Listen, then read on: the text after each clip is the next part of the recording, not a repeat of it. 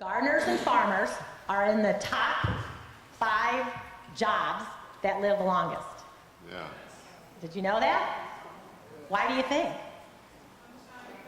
Sunshine, fresh air, And here's a big one. functional exercise. They move. Right. Okay, there's principle, just general movements. What do? Squats, Not this. you're twisting, bending. All these things are crucial to the body. Right. So another thing that we want to talk about is movement. So just getting up, moving, bending, turning, twisting, these are functional movements that are very wonderful for the body. You have something called lymphatic system, right? And the lymphatic system is what helps, it's sort of like the garbage man, detoxifies your body, it gets rid of all the junk. And if you don't get something to pump it, by moving, by walking, by doing things, it's not gonna work. So it's gonna keep those toxins in the body. So that's a way for you to get it out. So by moving and bending and doing these things, it's crucial. So farmers and gardeners, they have longer lives. And the funny thing is they're up there with accountants and doctors for longest And that lives. is crazy. Isn't that funny? Yeah. Those counting doctors, that's like high stress stuff right there. So sleep, stress, and sunshine, playing in the dirt, look at that. What if we went to the doctor and that's what they prescribed for you? Wouldn't that be great?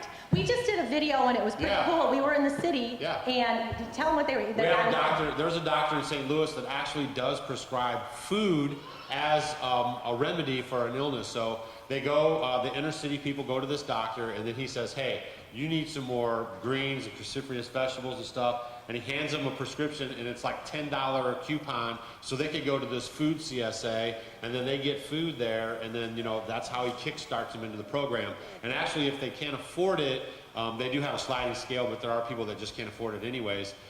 Then he actually will pick up their membership for like a year so they can go to the CSA and get food. And plus this CSA also does like volunteer programs. So it's just a great program to introduce organically grown good food into the inner cities. I mean, we were hearing stories from the gal and the kids had never even seen food grow, right? So how cool is that they get exposed to seeing food grow, planting a seed, harvesting it, playing and then in the they dirt. cooked it.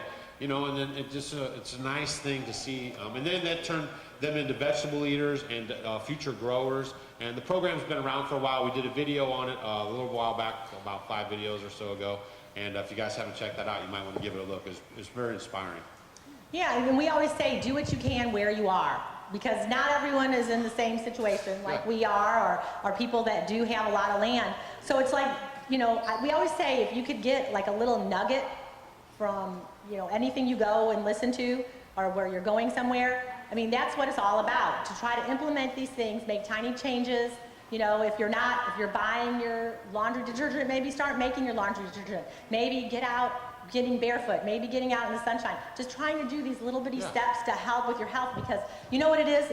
People think, I need to take this pill, I need to do this, I need to do that, but it's the whole thing. You need to have, your good diet, you need to grow your own food, know where it's coming from, you need to get your sleep. So try to get to bed by 10, 11 o'clock so that you could get your full cycle of sleep.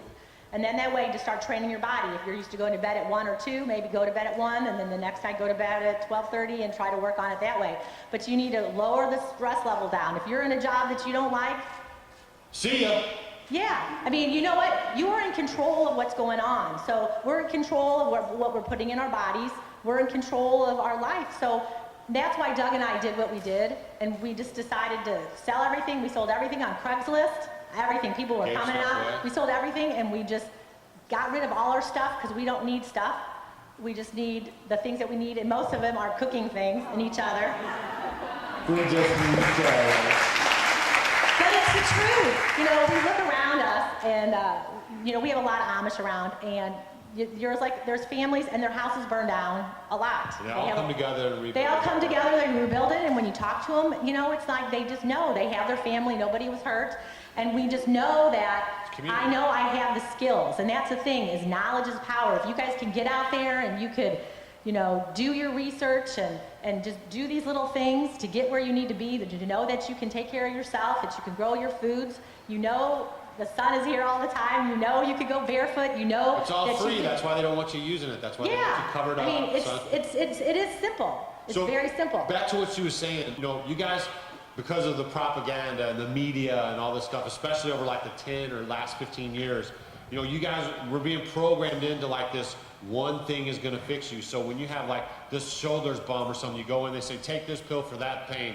And then you say, oh, my knee hurts. And then you go in and, oh, well, here's the pill for that pain. So they're like trying to get you on like 20 different medications to mask all that stuff. What we're trying to say is like, it's not one thing that's going to actually make you a better physical being. It's like when you do all these things in conjunction, all this stuff starts to add up, and then you feel and you'll act and you'll love how you feel much better.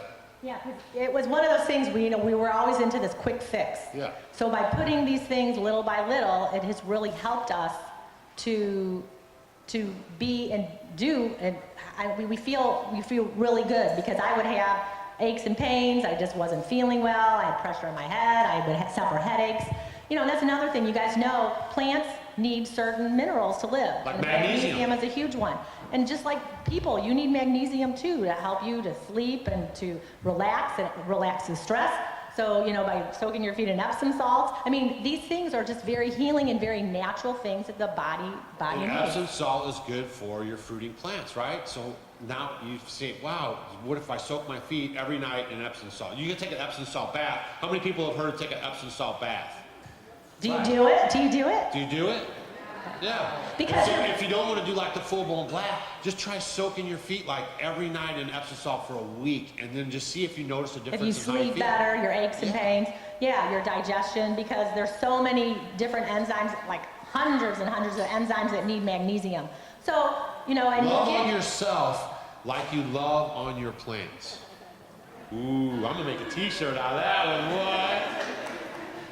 yeah, so I mean, it's crucial. I mean, it really is. If you're going to take good care of yourself and your plants, I mean, think about the two, because now that we're out doing so much gardening and all that, I'm thinking, oh wow, you know, I'm trying to take care of our bodies good now. My plants are exactly the same way. They need all the same nutrition as I do. So Water, kind of sun. look at it that way. Yeah, right. it's all good. Because you are worth it. That's right.